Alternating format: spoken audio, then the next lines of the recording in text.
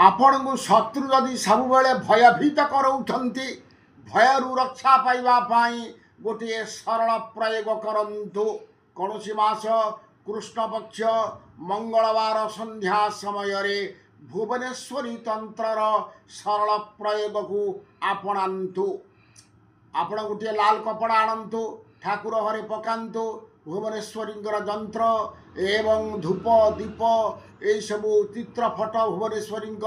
आकु सब स्थापन करंतु तापर पंचामृत जंत्र शोधन करंतु स्नान करंतु गंगा जल रे स्नान करंतु जंत्र प्राण प्रतिष्ठा करंतु तापर षोडशोपचार रे पूजा करंतु भुवनेश्वरी की धूप दीप नैवेद्य यही सब समापन दे